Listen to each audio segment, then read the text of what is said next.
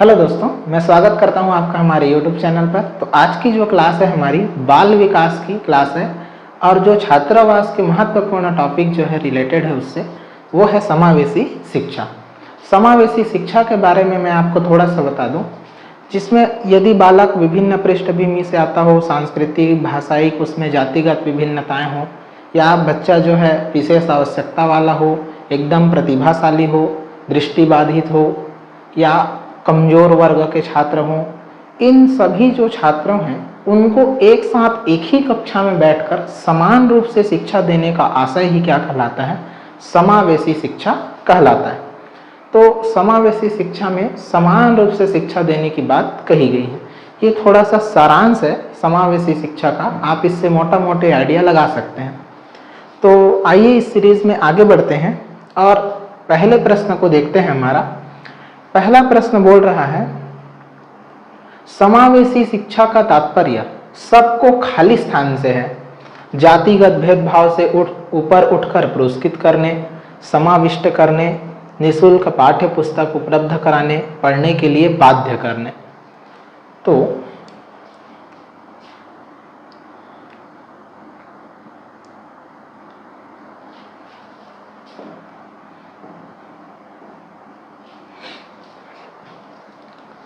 समावेशी शिक्षा का तात्पर्य जो है सबको समाहित करने में है, समाविष्ट करने में है।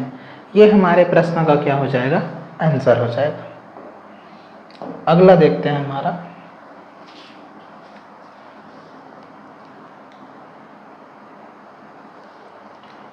अगला प्रश्न है हमारा, खाली स्थान के अंतर्गत सभी विशेष शैक्षिक आवश्यकता वाले विद्यार्थियों को विद्यालय में प्रवेश को रोकने की कोई प्रक्रिया नहीं होनी चाहिए। तो बाल केंद्रीय शिक्षा में ऐसा होता है, समावेशी शिक्षा में ऐसा होता है, प्रगतिशील शिक्षा में या सर्वोदय शिक्षा में। तो हमने अभी देखा कि विशेष शैक्षिक आवश्यकता वाले बच्चों, सभी प्रकार के बच्चों को समावेशी शिक्षा में वो परिवेश, वो वातावरण जो है प्रदान किया जाता है ताकि वे समान रूप से शिक्षा प्राप्त कर सकें। तो इसका जो हमारा उत्तर हो जाएगा वो हो जाएगा ऑप्शन नंबर ए। अगला प्रश्न देखते हैं। अगला प्रश्न है हमारा, समावेशन का अर्थ होता है जरूरतमंद बच्चों की शिक्षा का प्रबंध सामान्य बच्चों के साथ होना चाहिए, इनकी शिक्षा की व्यवस्था अलग होनी चाहिए, सामान्य बच्चों के साथ इन्हें नहीं मिलाना चाहिए, उपरोक्त में से कोई नहीं। तो शिक्षा अलग इसमें बिल्कुल भी नहीं करना है, क्योंकि समावेशी शिक्षा समावेशन की बात कर रही है। सामान्य बच्चों के साथ इन्हें नहीं मिलाना चाहिए, तो बिल्कुल सामान्य बच्चों के साथ हम मिलाएंगे। और तो ये जो ऑप्शन है हमारा ये हो जाएगा ए। जरूरतमंद बच्चों की शिक्षा का प्रबंध हमको सामान्य बच्चों के साथ करना चाहिए। तो ये इस प्रश्न का आंसर हो जाएगा। अगला जो है, अगला प्रश्न देखते हैं। अगला प्रश्न है हमारा, निम्नलिखित में से कौन समावेशी शिक्षा का उद्देश्य नहीं है? पहला, असमर्थ बालकों को सामाजिक व सांस्कृतिक रूप से जोड़कर विकास की मुख्य धारा में लाना, बालकों में जागरूकता एवं उत्सुकता का विकास करना, बालकों को आत्मनिर्भर बनाना। तो समावेशी शिक्षा के उद्देश्य जो है, तीनों पॉइंट दिख रहे हैं, तीनों सकारात्मक जो है। तो इसका जो ऑप्शन हो जाएगा ये हो जाएगा हमारा ऑप्शन नंबर डी। अगला प्रश्न देखते हैं।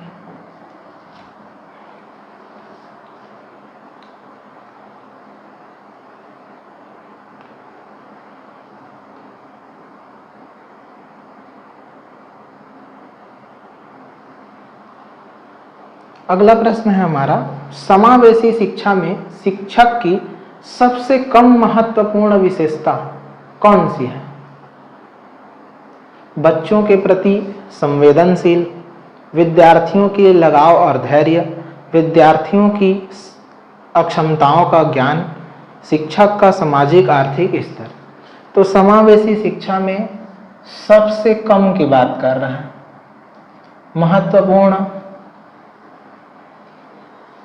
कौन सी है? तो बच्चों के प्रति संवेदनशील एक टीचर को होना ही चाहिए। विद्यार्थियों के लिए लगाव और धैर्य का भाव एक शिक्षक के मन में होना ही चाहिए। विद्यार्थियों की अक्षमताओं का ज्ञान जो है टीचर को होना चाहिए। इसमें जो है सबसे कम महत्वपूर्ण जो है ये है हमारा शिक्षक का सामाजिक आर्थिक स्तर। शिक्षक की कैसी सामाजिक आर्थिक स्थिति है, बेचारा फटीचर है, गरीब है या आर्थिक रूप से जो है कमज़ोर है, उससे कोई लेना देना नहीं है। बाकी इससे जो है बहुत लेना देना। तो सबसे कम महत्वपूर्ण यही हो जाएगा हमारा ऑप्शन नंबर डी।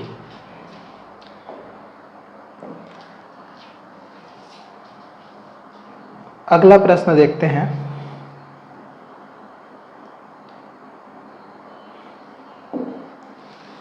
किस अधिनियम के तहत सभी बच्चों को निःशुल्क एवं अनिवार्य शिक्षा की व्यवस्था की गई है? तो शिक्षा का अधिकार अधिनियम 2009, शिक्षा का अधिकार अधिनियम 2013, सूचना का अधिकार नियम, तो ये तो सूचना वाला हो ही नहीं सकता, उपरोक्त में से कोई नहीं। तो शिक्षा का अधिकार अधिनियम 2009 आरटी जो है 2009, ये हमारा क्या करता है, बालकों को निःशुल्क एवं अनिवार्य शिक्षा देने का जो है प्रस्ताव रखता है। तो इस प्रश्न का उत्तर हो जाएगा हमारा शिक्षा का अधिकार अधिनियम 2009। ये जो है लागू हुआ था 2010 में। शिक्षा की पद्धतियों को हम अगले वीडियो में समझेंगे। बाकी अगला प्रश्न देखते हैं। अगला प्रश्न है हमारा, पिछड़े वर्ग के बच्चों को शिक्षा की मुख्य धारा से जोड़ने के लिए किनकी भूमिका है? केंद्र सरकार, राज्य सरकार, ए और बी दोनों। तो केंद्र सरकार भी जो है बहुत सारी योजनाएं चला रही हैं, एकलव्य आवासीय विद्यालय, पीएम श्री स्कूल और बहुत सारी चीज़ें हैं। और राज्य सरकार द्वारा भी जो है स्कूलें संचालित की जा रही हैं ताकि पिछड़े वर्ग के बच्चे जो हैं विशेष रूप से शिक्षा से जुड़ सकें। तो इसका भी जो ऑप्शन हो जाएगा ये हो जाएगा हमारा सी, ए और बी दोनों। अगला प्रश्न देखते हैं।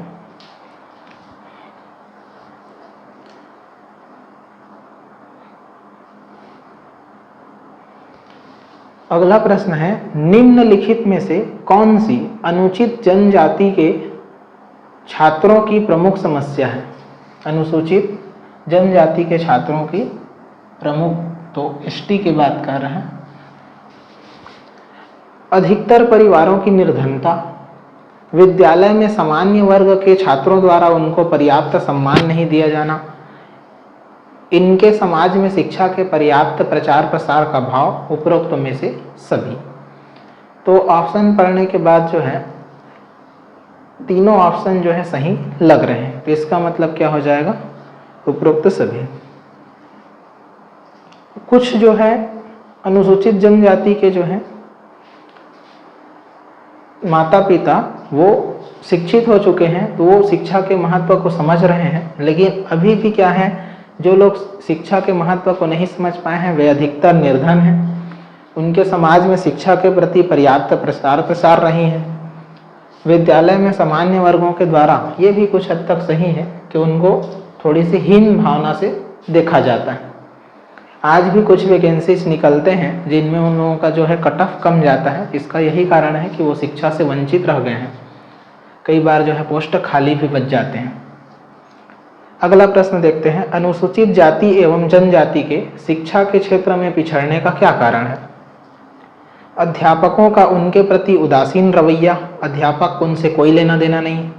दूसरा निर्धनता, तीसरा शिक्षकों के प्रसार का अभाव, और डी जो है उपरोक्त सभी।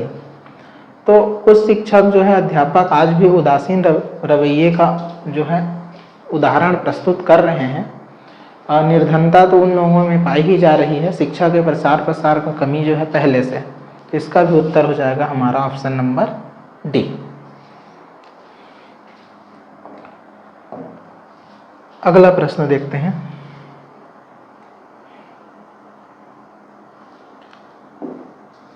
अनुसूचित जातियों जनजातियों को शिक्षा की मुख्य धारा में लाने के लिए सरकार को कदम उठाना चाहिए। छात्रावास की सुविधा, व्यापक स्तर पर आदिवासियों के क्षेत्र में आवासीय विद्यालय खोला जाए, पाठ्यक्रम में आदिवासियों की सामाजिक एवं सांस्कृतिक पहचान को सम्मिलित किया जाए, उपरोक्त सभी। तो पढ़ने पर जो है पता चल जाएगा कि इसका जो उत्तर हो जाएगा हमारा वो हो जाएगा ऑप्शन नंबर डी। छात्रावास की सुविधा अब जो है पहले की तुलना में बहुत अधिक हो चुकी है और व्यापक स्तर पर आदिवासियों के लिए एकलव्य आवासीय विद्यालयों की जो निर्माण है वो भी तेजी से हो रही है।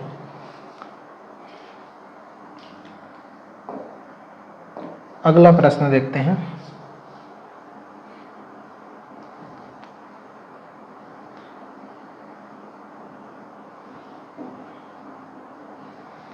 विविध पृष्ठभूमि के बच्चों के उचित समावेशन के लिए इनमें से क्या महत्वपूर्ण है? संस्थागत सुधार होने चाहिए, विद्यालय आधारित पाठ्यचर्या में सुधार होना चाहिए, भाषाई सुधार होना चाहिए, उपरोक्त सभी। तो इसका हमारा उत्तर हो जाएगा उपरोक्त सभी। शिक्षा को खाली स्थान व खाली स्थान सामाजिक खाली स्थान के माध्यम के रूप में कार्य करना चाहिए। तो ऑप्शन दिया है परिवर्तन, समतावादी, व्यवस्था। तीनों को आप जो है तीनों खाली स्थानों में रख कर देखिए और जो आपको उपयुक्त उत्तर लगता है उसको आप जो है चयन कीजिए। शिक्षा को सामाजिक परिवर्तन व समतावादी सामाजिक व्यवस्था के माध्यम के रूप में कार्य करना चाहिए। शिक्षा को सामाजिक विकास व प्रगति तथा सामाजिक परिवर्तन के रूप में कार्य करना चाहिए। शिक्षा को सामाजिक व्यवस्था व परिवर्तनशील सामाजिक व्यवस्था के माध्यम के रूप में कार्य करना चाहिए। शिक्षा को सामाजिक परिवर्तन व आर्थिक सामाजिक व्यवस्था के रूप में कार्य करना चाहिए। तो हमारा जो टॉपिक है अभी चल रहा है वो चल रहा है समावेशी शिक्षा। तो इसमें समतावादी एक शब्द है, तो आप जो है इसी को यदि फोकस करेंगे तो यही हमारा क्या हो जाएगा, मेन आंसर हो जाएगा। अगला प्रश्न देखते हैं।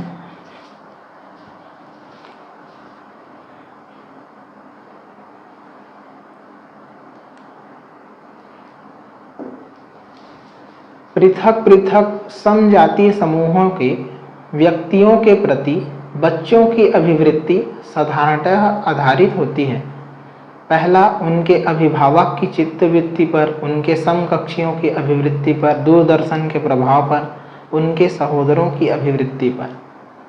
पृथक पृथक मतलब अलग अलग। समजातीय समूह के व्यक्तियों के बच्चों के अभिवृत्ति जो है वो सामान्यतः उनके अभिभावक की चित्तवृत्ति पर, उनकी मनोवृत्ति कैसी है उस पर जो है आधारित होती है। जिस प्रकार उनके अभिभावक की सोचने की शैली जो होती है, समाज के प्रति उनका जो दृष्टिकोण होता है वही उनके बच्चों में भी पाया जाता है। अतः हमारा उद्देश्य है कि हमारा जो थिंक सेंस है वो समाज के प्रति क्या होना चाहिए, एकदम सकारात्मक होना चाहिए, ताकि समाज में अच्छे नागरिकों का जो है निर्माण हो सके।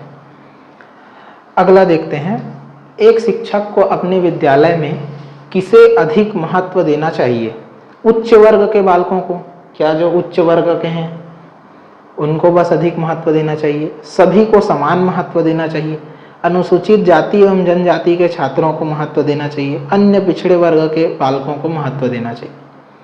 तो एक शिक्षक को अपने विद्यालय में जो है सभी को समान रूप से शिक्षा देनी चाहिए, किसी भी प्रकार का भेदभाव नहीं करना चाहिए। रंग, रूप, वर्ण भेद, लिंग, समुदाय, उच्च निम्न वर्ग इत्यादि के किसी भी व्यू पॉइंट से जो है बच्चों में भेद नहीं करना चाहिए। तो ये जो है हमारा उत्तर हो जाएगा ऑप्शन नंबर बी। अगला देखते हैं,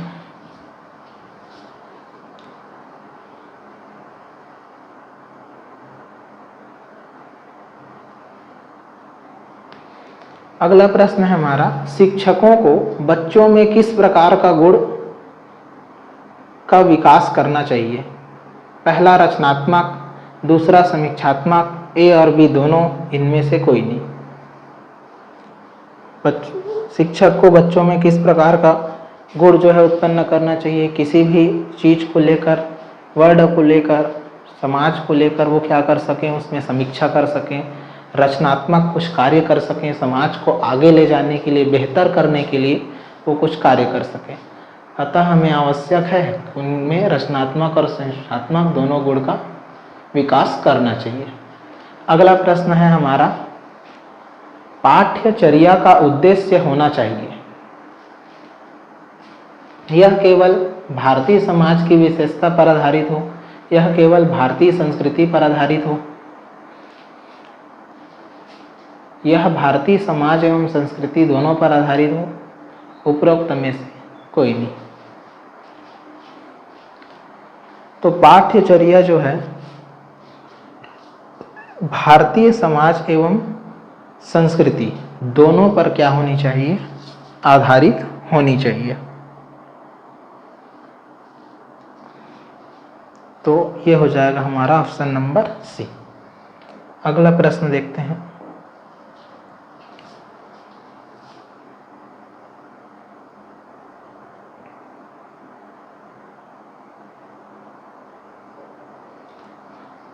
जब एक शिक्षिका दृष्टिबाधित अर्थात जिसको देखने में समस्या है, देखने में बाधा है, शिक्षार्थी को कक्षा के अन्य शिक्षार्थियों के साथ सामूहिक गतिविधियों में शामिल करती है तो वह करती है कक्षा के लिए सीखने हेतु बाधाएं उत्पन्न कर रही है। क्या आप किसी दृष्टिबाधित बालक को कक्षा में बैठा देंगे तो उससे समस्या हो सकती है। समावेशी शिक्षा की भावना के अनुसार कार्य कर रही है, सभी विद्यार्थियों में दृष्टिबाधित शिक्षार्थी के प्रति सहानुभूति विकसित करने में मदद कर रही है, दृष्टिबाधित शिक्षार्थी पर संभवतः तनाव बढ़ा रही है, उनको सब लोगों के बीच बैठा कर क्या उसका तनाव बढ़ा रही है, स्ट्रेस दे रही है उसको। तो जो नेगेटिव टर्म होते हैं वो तो ऑलरेडी पहले से निगलेक्ट हो जाते हैं ऑप्शन में। तो वो जो कर रही है वो कर रही है समावेशी शिक्षा की भावना के अनुसार कार्य कर रही है। समावेशी शिक्षा में दृष्टिबाधित, श्रव्य बाधित, किसी भी प्रकार के अन्य बाधा युक्त जो बालक है उसको एक ही क्लास में, एक ही कक्षा में सबके साथ बैठा के शिक्षा दी जानी चाहिए। 18वां हमारा प्रश्न है, समावेशी शिक्षा उस विद्यालयी शिक्षा व्यवस्था की ओर संकेत करती है। तो किसकी ओर संकेत करती है ये बताना है। विशेष आवश्यकता वाले बच्चों को विशिष्ट विद्यालयों के माध्यम से शिक्षा देने को प्रोत्साहित करती है। मतलब जिनको ज़्यादा ज़रूरत है विशेष आवश्यकता, उन बच्चों को क्या विशिष्ट विद्यालय में शिक्षा देने के लिए प्रोत्साहित कर रही है। केवल बालिका शिक्षा को बढ़ावा देने की आवश्यकता पर बल दे रही, केवल लड़कियों को ही बढ़ावा देना है ऐसा है क्या।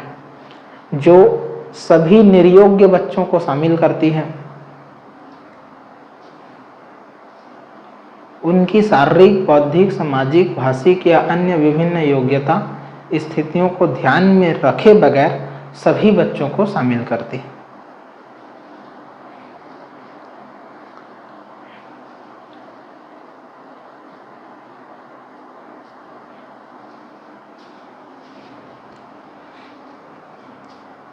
तो ये हमारा जो है गलत हो गया है, जर्ज यहाँ पास नहीं रहेगा। उनकी शारीरिक, बौद्धिक, सामाजिक, भाषिक या अन्य विभिन्न स्थितियों को ध्यान में रखे बगैर सभी बच्चों को जो है शामिल करती है। यही तो हमारा समावेशी शिक्षा है, जो किसी भी प्रकार का भेदभाव ध्यान में रखे बगैर सबको समान शिक्षा देने की बात करती है।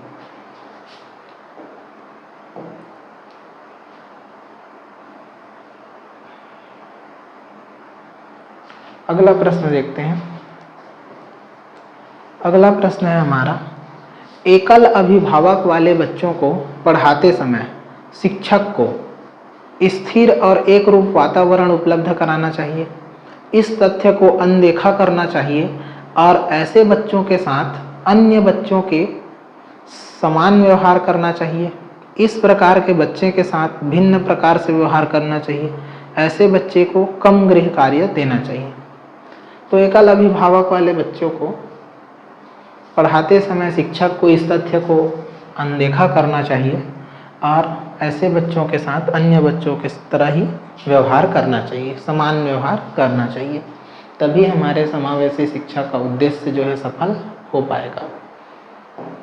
अगला प्रश्न देखते हैं।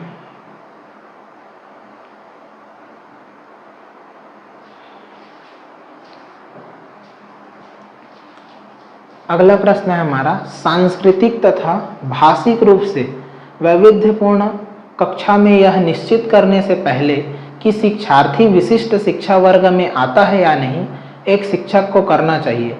माता पिता को इसमें सम्मिलित नहीं करना चाहिए क्योंकि उनके पास अपना कार्य होता है। अक्षमता स्थापित करने से पहले शिक्षार्थी की मातृभाषा का मूल्यांकन करना चाहिए। परंपरागत मनोवैज्ञानिकों का उपयोग करना चाहिए। वातावरणीय कारकों को अप्रभावी बनाने के लिए बच्चे को अलग कर देना चाहिए। तो बात कर रहे हैं सांस्कृतिक और भाषिक रूप से विविधता वाले कक्षा में यह निश्चित करने से पहले कि शिक्षार्थी विशिष्ट शिक्षा वर्ग में आता है कि नहीं, मतलब उसको विशेष आवश्यकता है कि नहीं शिक्षा में, एक शिक्षक को क्या करना चाहिए, तो उसकी अक्षमता का निर्धारण करने से पहले शिक्षार्थी की मातृभाषा का मूल्यांकन करना चाहिए। तो ये हो जाएगा हमारा ऑप्शन नंबर बी। एक समावेशी विद्यालय के अतिरिक्त निम्नलिखित सभी प्रश्नों पर मनन करता है। एक समावेशी विद्यालय के अतिरिक्त बोल रहे हैं, मतलब खाली स्थान के अतिरिक्त, किसके अतिरिक्त, किसको छोड़ना है, और उसके बाद निम्न सभी पर क्या करता है, मनन चिंतन करता है। क्या हम यह विश्वास करते हैं कि सभी शिक्षार्थी सीख सकते हैं? क्या हम अधिगम योग्य परिवेश की योजना बनाने और उसे प्रदान करने के लिए समूह में कार्य करते हैं? क्या हम विशेष बालक को बेहतर देखभाल उपलब्ध कराने के लिए उचित तरीके से उन्हें सामान्य से अलग करते हैं? तो क्या हम शिक्षार्थियों के विविध आवश्यकताओं को पूरा करने के लिए युक्तियां अपनाते हैं? तो के अतिरिक्त मतलब छोड़ना है, तो छोड़ना है हमको ऑप्शन नंबर सी। विशेष बालकों को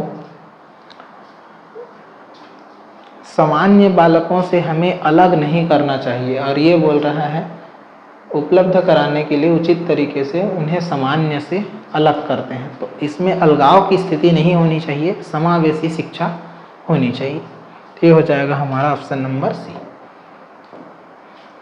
अगला प्रश्न देखते हैं।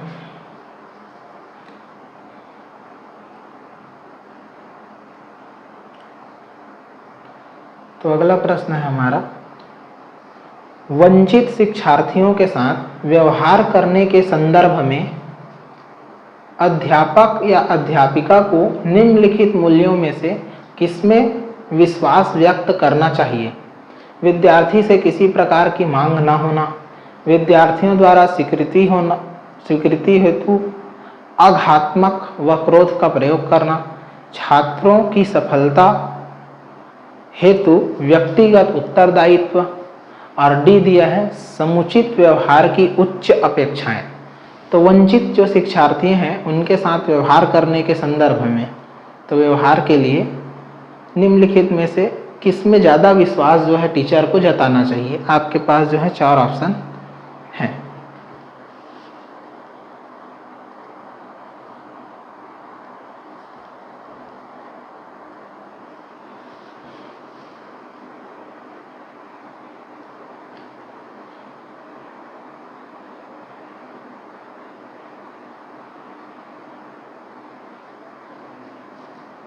तो विद्यार्थियों से किसी भी प्रकार की मांग ना होना, विद्यार्थियों के द्वारा स्वीकृति हेतु आघात्मक व क्रोध का प्रयोग करना, छात्रों की सफलता हेतु व्यक्तिगत उत्तरदायित्व। तो छात्रों की सफलता हेतु व्यक्तिगत उत्तरदायित्व जो है इस पर ज़्यादा विश्वास जो है टीचर को जताना चाहिए।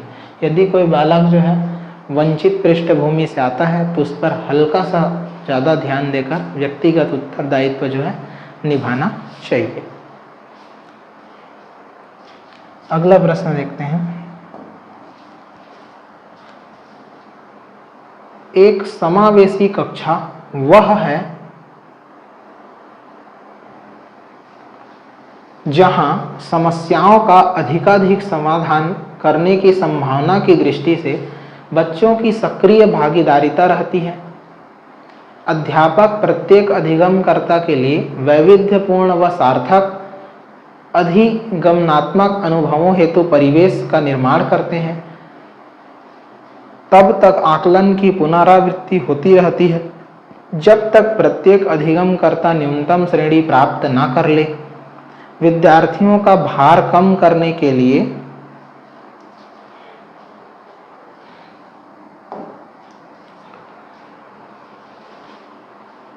अध्यापक केवल अनुमोदित पुस्तकों से ही पढ़ाते हैं। तो समावेशी कक्षा इन चारों में से क्या हो सकती है, ये आपको बताना है। समावेशी कक्षा इन चारों में से क्या हो सकती है?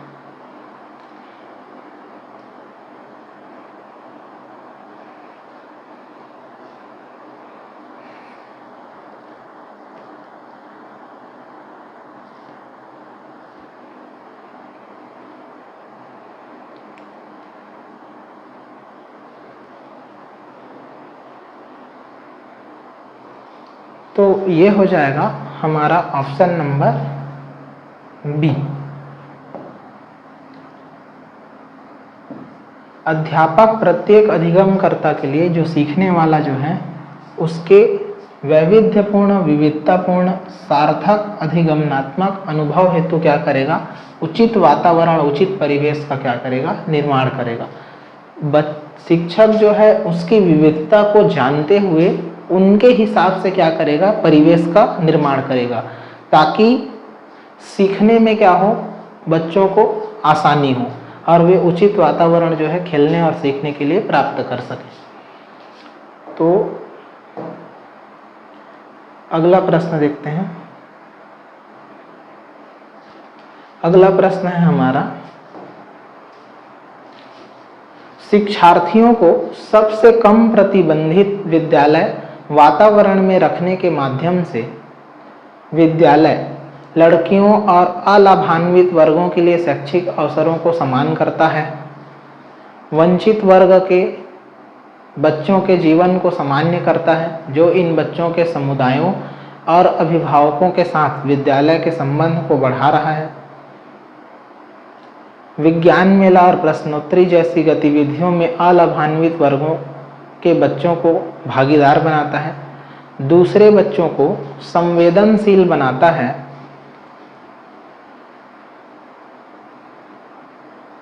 कि वे अलाभान्वित बच्चों को दबाए नहीं और उन्हें नीचा न दिखाए। तो सबसे कम प्रतिबंधित विद्यालय वातावरण में रखने का माध्यम इन चारों में से क्या हो सकता है, ये आपको बताना है।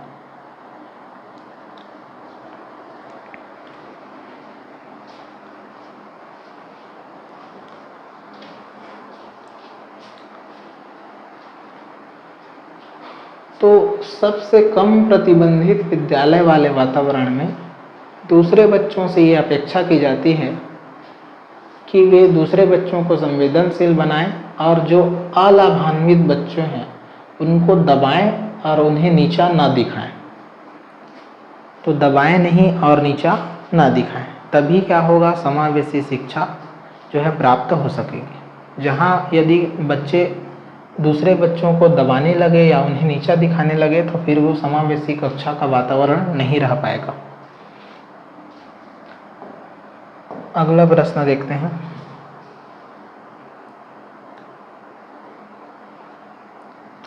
अनुसंधान से पता चला है कि विद्यालय में अनेक स्तरों पर विभेदीकरण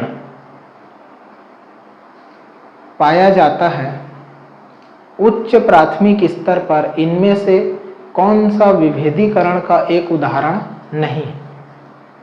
तो विभेदीकरण का मतलब है अलगाववाद की स्थिति अलग करने की कोशिश करना, विभेद करना, अंतर करना।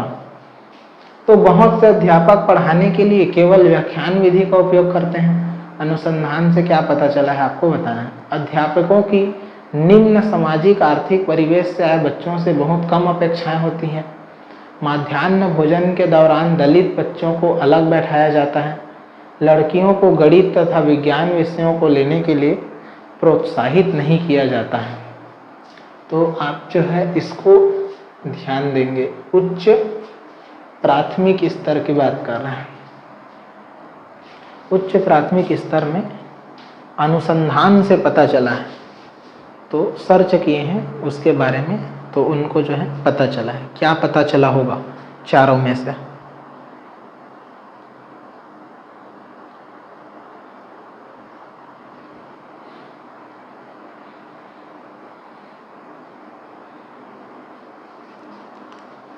तो खोज से ये पता चला है कि बहुत से जो अध्यापक हैं वो पढ़ाने के लिए केवल व्याख्यान विधि का प्रयोग करते हैं।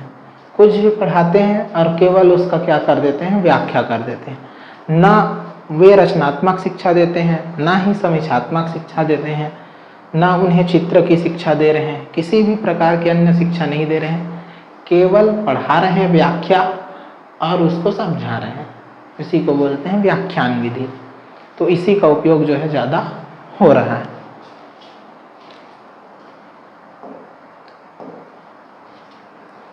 अगला प्रश्न देखते हैं हमारा। एक अध्यापिका समाज के वंचित वर्गों से आए बच्चों की आवश्यकता के प्रति प्रभावशाली तरीके से प्रतिक्रिया निम्नलिखित द्वारा कर सकती है। पहला, अन्य बच्चों को वंचित वर्ग से आए बच्चों के साथ सहयोग करने के लिए कहना तथा विद्यालय के तरीकों को सीखने में उनकी सहायता करने के लिए कहना।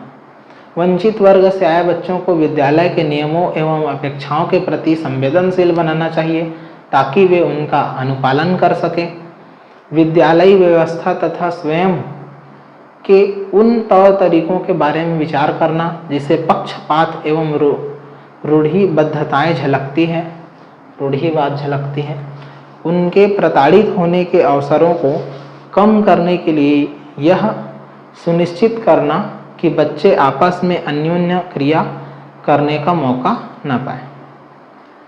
तो समाज के वंचित वर्गों से आए बच्चों की आवश्यकता के प्रति प्रभावशाली तरीका जो है वो अध्यापक के लिए क्या हो सकता है? तो विद्यालय व्यवस्था, विद्यालय के जो व्यवस्था है और स्वयं के उन तौर तरीकों के बारे में विचार करना जिनसे पक्षपात एवं रूढ़िबद्धताएं झलकती हैं। ये हो जाएगा हमारा ऑप्शन। तो इन सबको दूर करने से जो है समावेशी शिक्षा का विकास होगा।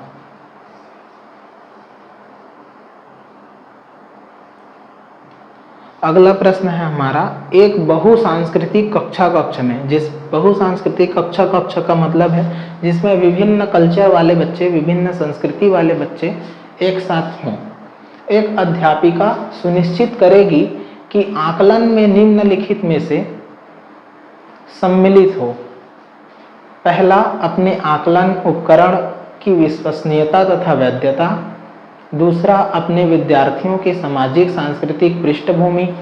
तीसरा, अधिगम के न्यूनतम स्तरों के लिए अनुपालन करते हुए विद्यालय प्रशासन की अपेक्षाओं को पूरा करना। और डी, आकलन उपकरण के मानकीकरण। ये आपको बताना है। 4 ऑप्शन जो है आपको दिए गए।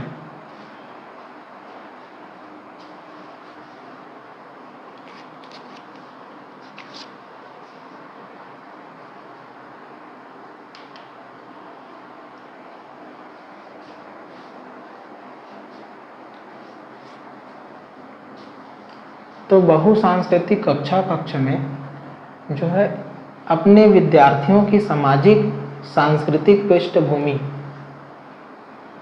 का आकलन करना जो है अनिवार्य है, और ये इसमें क्या होना चाहिए, सम्मिलित होना चाहिए।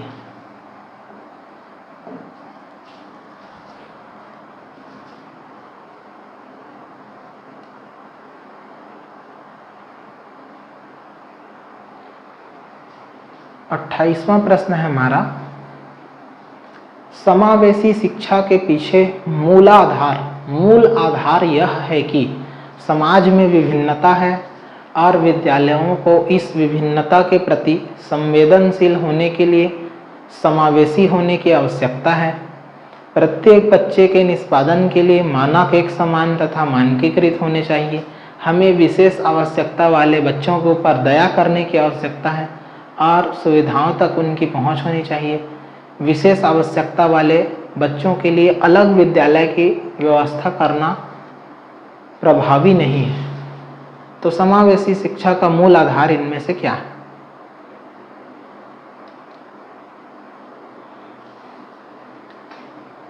तो समाज में विभिन्नता है और विद्यालयों को इस विभिन्नता के प्रति संवेदनशील होने के लिए समावेशी होना आवश्यक है। ये क्या हो जाएगा? इस प्रश्न के लिए हमारा राइट आंसर हो जाएगा। फिर अगला प्रश्न देखिए, एक समावेशी कक्षा में किसी शिक्षिका की सबसे महत्वपूर्ण भूमिका है। तो सबसे महत्वपूर्ण आपको जो लगे आप बता सकते हैं। यह सुनिश्चित करना कि शिक्षिका कक्षा को मानक निर्देश दे रही है। दूसरा, बच्चे के माता पिता के व्यवसाय को जानना ताकि शिक्षिका प्रत्येक बच्चे के भावी व्यवसाय को जान सके। सुनिश्चित करना कि प्रत्येक बच्चे को अपनी संभावना लक्ष्य को प्राप्त करने का अवसर मिले। कक्षा के लिए ऐसी योजना बनाना कि प्रत्येक बच्चा जो है समान गति से आगे बढ़े। ये 4 ऑप्शन है। तो शिक्षिका की सबसे महत्वपूर्ण भूमिका ये से है कि सुनिश्चित करना कि प्रत्येक बच्चे को अपनी संभावना, अपने लक्ष्य को प्राप्त करने का जो है अवसर मिले। अपना जो वो प्रस्ताव है वो रख सकें, बोल सकें, शिक्षक के सामने प्रस्तुत कर सकें।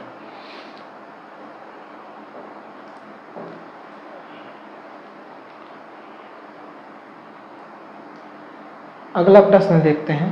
भारत में बहुत से बच्चे, विशेषकर लड़कियां, विद्यालय में आने से पहले और विद्यालय से वापस जाने के बाद घर का कार्य करते हैं। आपके विचार से इस संदर्भ में एक शिक्षिका को गृह कार्य के बारे में क्या करना चाहिए? शिक्षिका को ऐसा गृह कार्य देना चाहिए जो विद्यालय में कराए गए अधिगम को बच्चों के घरेलू जीवन से जोड़ता है। शिक्षिका को सुनिश्चित करना चाहिए कि बच्चे अपना गृह कार्य पूरा करने के लिए सुबह जल्दी उठें और देर तक रुकें। बच्चों के माता पिता से उनके गृह कार्य को पूरा कराने के लिए ट्यूशन लगवाने के लिए कहिए। उसे उन बच्चों को कठोर दंड देना चाहिए जो अपना गृह कार्य पूरा नहीं करते हैं। तो आज के समय में जो है ट्यूशन सभी बच्चे प्रायः जो है माता पिता उनको ट्यूशन करने के लिए बोलते हैं। उसके पीछे जो है कई कारण है रहने के लिए। तो ये सब जो है निगलेक्ट पॉइंट है।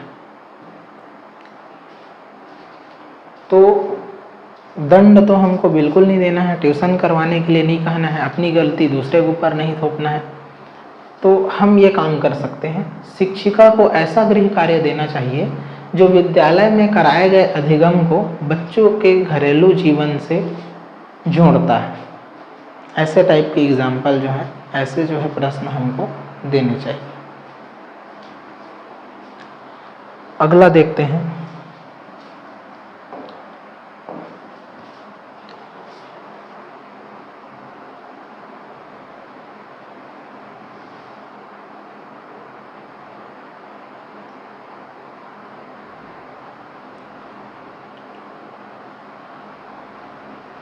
तो एक उच्च प्राथमिक विद्यालय के शिक्षक के रूप में आपके पास कक्षा में कुछ ऐसे बच्चे हैं जो प्रथम पीढ़ी के रूप में विद्यालय आ रहे हैं। आपके द्वारा निम्नलिखित में से किसे किए जाने की संभावना सर्वाधिक है?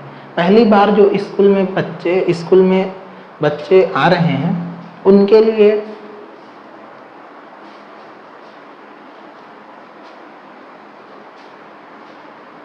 किसकी संभावना जो है सर्वाधिक है? कक्षा गतिविधि के समय और गृह कार्य के लिए उन्हें बुनियादी सहयोग और अन्य सहायता उपलब्ध कराएंगे। उन्हें याद करने के लिए और उत्तर को 5 बार अपनी उत्तर पुस्तिका में लिखने के लिए गृह कार्य देंगे। तो बच्चों से कहेंगे कि उनमें आगे पढ़ने की क्षमता नहीं है, अब उन्हें अपने माता पिता के काम में सहायता करनी चाहिए। माता पिता को बुलाएंगे और उनसे अपने बच्चों का ट्यूशन लगवाने को नम्रता पूर्वक कहेंगे। तो पहली बार जो स्कूल आ रहा है उसके प्रति आपका क्या रवैया होगा, ये आपको बताना है। तो कक्षा गतिविधि के समय और गृह कार्य के लिए उन्हें बुनियादी सहयोग और अन्य सहायता जो है हम उपलब्ध कराएंगे। इन तीनों में से बिल्कुल भी ये काम नहीं करना है, लेकिन सबसे ज़्यादा काम जो है ये होता है। याद करने के लिए उसको बोला जाता है प्राथमिक स्कूलों में 5 बार क्या 50 बार उसी को लिखने के लिए दिया जाता है। शिक्षा व्यवस्था की जो हालत है वो जो है कुछ ऐसी हो गई है।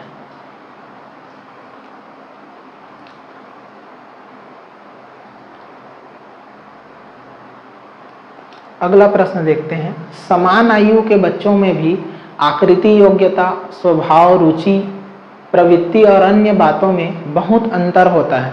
इस संदर्भ में विद्यालय की क्या भूमिका है? तो समान आयु के बच्चों में आकृति, योग्यता, स्वभाव, रुचि, प्रवृत्ति, इन सब बातों में बहुत अंतर होता है। तो विद्यालय की क्या भूमिका है? बच्चों के आकलन के लिए नियामक मानक स्थापित करना चाहिए, सुनिश्चित करना चाहिए कि शिक्षक मानकीकृत निर्देश और पाठ्य पुस्तकों का ही उपयोग करें, सुनिश्चित करना चाहिए कि सभी बच्चों का विकास एक ही प्रकार के हो, सुनिश्चित करना चाहिए कि प्रत्येक बच्चे को अपनी क्षमता के अनुसार विकास के अवसर मिलने चाहिए। तो ये जो है 4 ऑप्शन है।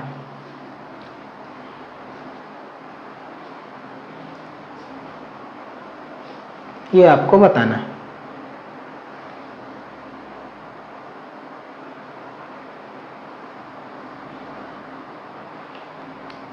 तो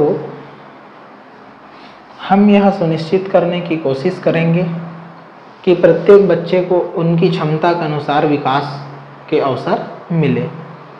अगला प्रश्न देखिए। विशेष आवश्यकताओं वाले बच्चों को, जिनको विशेष आवश्यकता है पढ़ने लिखने में, वैसे बच्चे से व्यवहार करने के लिए निम्नलिखित दार्शनिक दृष्टिकोणों में से किसका अनुसरण किया जाना चाहिए? उन्हें पृथक करके, इसका मतलब अलग करके उनकी शिक्षा किसी भिन्न शैक्षिक संस्थाओं में होनी चाहिए। उन्हें केवल व्यावसायिक प्रशिक्षण देना चाहिए। केवल व्यावसायिक का मतलब है जिससे वो व्यवसाय कर सकें, ऐसी शिक्षा। उन्हें समावेशी शिक्षा का और नियमित विद्यालय में अध्ययन करने का अधिकार प्राप्त है। उन्हें किसी प्रकार की शिक्षा की आवश्यकता ही नहीं है। ये 4 ऑप्शन आपको दिए गए हैं।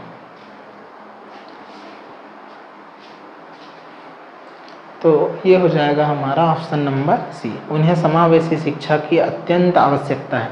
विशेष आवश्यकता वाले बच्चों को समावेशी शिक्षा की आवश्यकता है। ऐसा क्यों?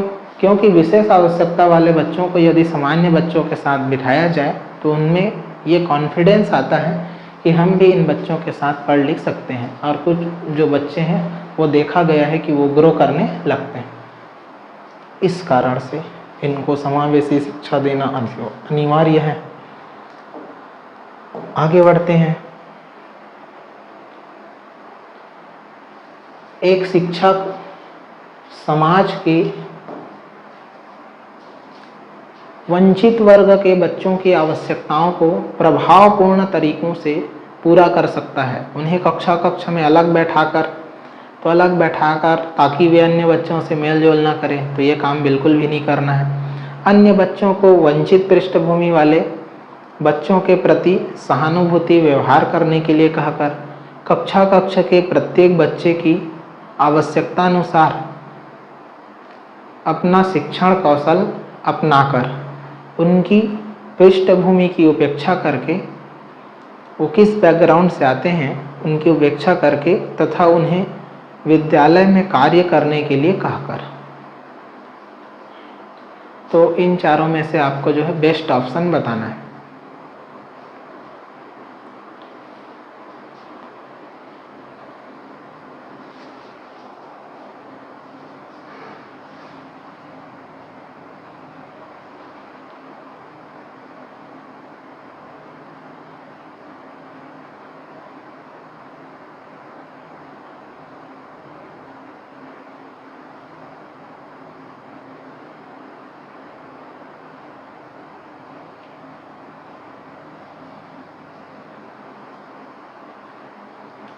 तो कक्षा कक्षा के प्रत्येक बच्चे की आवश्यकता अनुसार अपना शिक्षण कौशल अपनाकर हम क्या करेंगे, उन बच्चों के लिए हम जो है अच्छा प्रदर्शन कर सकते हैं। कक्षा कक्षा के प्रत्येक बच्चों की आवश्यकता यदि आपको पता होगी तो आप जो है उनके लिए अच्छा शिक्षण कौशल अपना सकते हैं।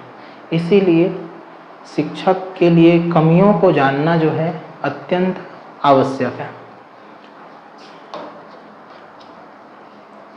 तो आज की जो क्लास थी हमारी समावेशी शिक्षा की क्लास 1 थी, जो छात्रावास और शिक्षक भर्ती के लिए महत्वपूर्ण है। तो समावेशी शिक्षा की आज की क्लास के लिए बस इतना ही। आगे हम जो है और महत्वपूर्ण प्रश्नों को डिस्कस करेंगे। बाकी आप लोग जो है पढ़ते रहिए। धन्यवाद।